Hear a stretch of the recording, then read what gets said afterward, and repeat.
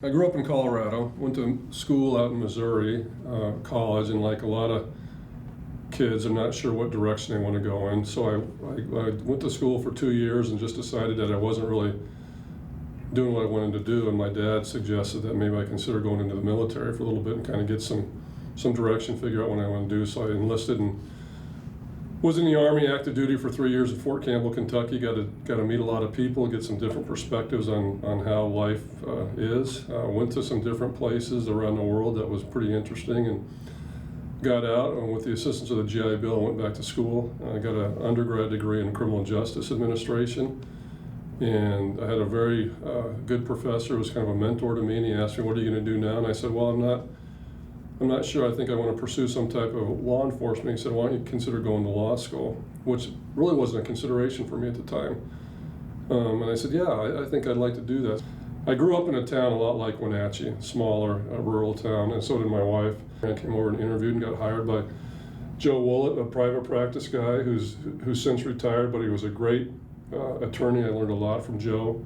Worked with him for 3 years, and I moved to another firm, and that's where I got into some of the criminal defense and criminal prosecution work over there. We had a city prosecution contract at the time, and kind of did that for a while, and then got into my civil practice and worked with some great attorneys in town. I'd been here for 30 years and knew Doug, and he said, "We got a spot if you're interested." So I came and talked with Doug about it. In 2018, I started here in the civil department June 1st, working primarily with Public Works over here with Eric Pearson, our Public Works Director, who's, if you know Eric at all, he's fantastic. I mean, he's got a great department over there. He knows his stuff. He's a cougar, which is nice. And he just does a great job over there. I learned a lot from him. Learned a lot from his staff. And then Doug is only about a year or two older than I. Just decided, I think after 33, 34 years, he was ready to move on to other things, so he announced his retirement. And I thought, yeah, I think that'd be a good move for me. I enjoy working with everyone here. I've known most everyone here just over the years, just through my being a lawyer here and having our family here. All our kids, a lot of our kids grew up together. I mean, Doug's 2 girls are the same age as my 2 boys, and some of the staff here, I coached their kids in Little League baseball and basketball and that type of thing, so I've known everyone for a long time. And Doug has a great reputation. He ran a very good office, and I thought I'd like to get in there and kind of keep it going. You're, to my knowledge, the first lead prosecuting attorney in more than 30 years to come from that civil background versus having come up as a deputy prosecutor or public defense. So how do you think that's going to lend itself to your thinking about the office, yeah, the way you manage and organize the office? I think it's going to have an impact based on my assistance with the other departments in the county. Susan Hinkle, who's our main civil prosecutor, is fantastic. She knows everything there is to know about the civil stuff, so she's a huge asset, but she's really got a lot on her plate. I mean, she's busy with everything, and Marcus Foster, our other civil deputy, works mostly with community development. He's really busy with that department. So I think I'm going to be able to provide a lot of assistance to them and the other elected officials and the other department heads, whether it's through the treasurer's office, the assessor's office, the sheriff's office, and that type of thing. The criminal staff up here knows what they're doing, and they are very good at it, and they don't really need any guidance from me. We still talk about everything. We still discuss whatever's going on the criminal side of things, but I trust them. Talk about the prosecuting attorney's role as lawyer for the county. What does your office do for the county in a legal sense? Well, the county is our client. That's the easiest way to look at it. We're the attorney for the county. So, for example, if Susan's got something going on with Dina Walters, the assessor, Susan is her legal counselor. If Eric's got something for me, I'm Eric's legal counselor. Whether it's reviewing a contract, looking at a public works project, getting involved in litigation, whatever the case might be. So the county is our client. The county commissioners are our client. They come to us with a variety of legal issues we need to research, give them advice on, give them direction on. We can't tell them what to do. We give them the advice. I don't make any decisions as far as what the Board of County Commissioners wants to do. and that type of thing. We just are their legal advisors. And that's for all departments across the county, whether it's the sheriff's department, the treasurer's office, the assessor's office, the clerk's office, the auditor's office. But as an elected official, I've got independence from them and discretion to do what I need to do, I think, on behalf of the county. But I can't go out and do something, file a lawsuit or take some action without still talking with the county commissioners or talking with the various departments that we represent. As you come into office, the Blake decision is something that local prosecutors are having to try and wrap their heads around a lot. You're probably coming into this with a caseload of people saying, I want my conviction overturned because Blake dictates so. So how does your office handle something like that? Well, we've got one prosecutor who's kind of dedicated to that, Lee O'Brien. And Lee's very good at following those cases. There's funding issues that the legislature requires reimbursement on fines or LFOs, legal financial obligations that these folks have paid as a result of those convictions. So it's not only vacating the conviction, but it's reimbursing fees or fines that have been paid. And I think the legislature earmarked $42 million statewide for counties to make sure those reimbursements can get paid. So Lee's working with Kim Morrison, our clerk, to try to backtrack and determine all the cases where these convictions occurred because of these drug possession crimes, which are no longer crimes, or won't be soon, but we're already treating them like that.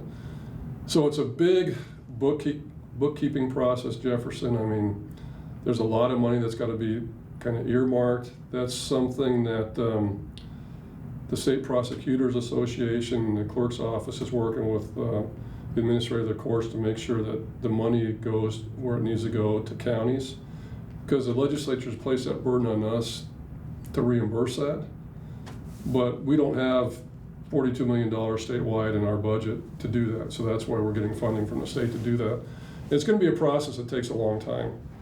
We got to look at everything. I think Lee's done a great job so far. In fact, I was on a meeting with our State Prosecutors Association last week, and it was very complimentary of how Chelan County's handled it so far with reimbursements and identifying what cases need to be looked at and making sure that folks are receive the intention of the law and the Blake decision to make sure these convictions are vacated. So it's going to be an ongoing process. I mean, I think they go back, we're looking at cases that go back 20, 25 years, some of them.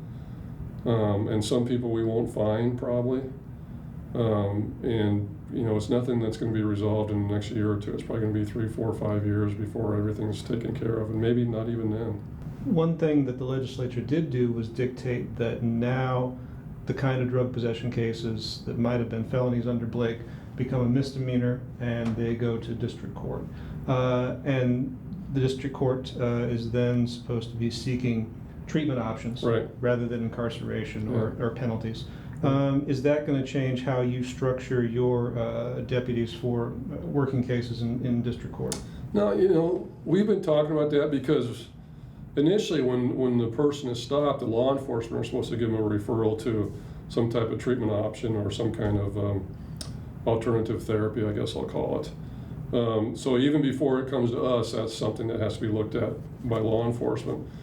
And if it gets to us, we've got to figure out, we haven't figured that out quite yet, how we're going to do that or where the referrals are going to be, but that's an obligation we have to meet. I think one of the issues we have is what type of incentive will folks have to follow those treatment options, because they're going to be voluntary. And we can refer them to those, and then if they don't do it, I think law enforcement has to give 3 referrals initially, then once they get picked up, our office gives them a referral or district court gives them a referral, and then after that, it's unknown yet what happens if those referrals are unsuccessful or they just choose not to follow those. We'll just have to kind of see how that develops. So it's just kind of a work in progress. We'll work with Judge Four and Judge Mott to make sure everyone's on the same page with that, to make sure we're consistent. The city prosecutors have to do the same thing with their cases, so hopefully we've got some good consistency going with these referrals we have to start doing. Robert, in your civil career, you and your former law partners were involved in defending the city of Wenatchee, and I think also Chelan County to an extent, in the lawsuits over the sex rings prosecution. Right. And it was successful defense on the civil end. I think that there were settlements that you were able to negotiate, but it left a real big mark on the community, and people still cite it to this day as a situation where prosecutions and arrests just went haywire, went astray. So how does that inform your perspective on managing prosecutions, you know, now that this is your primary job? I think what I've tried to do, Jefferson, so far, just being a month on the job, is make sure we've got great communication with myself and the other prosecutors. And then if there's a case that comes in that has some unusual aspects to it, whether it's a sex crime case or some other type of case, that we're going to sit down and discuss it and get everyone's opinion on it. Like I said, based on their experience, get another set of eyes on it to make sure that if there's a charge, it's a proper charge. If it's not charged now, is there more work that needs to be done to get more evidence on it? So I don't think there's going to be anything that, there's not going to be any repeat like the sex crime cases from 20, 25 years ago, I hope. I'm not suggesting anyone did anything wrong at that time, but it's my intention to be very diligent about those type of cases and take a hard look at them and ask some hard questions. And if we need the sheriff's department or the police department, whoever's investigating those, to go out and do more legwork on that, we're gonna ask them to do that, and just be very aware of what kind of cases are being filed.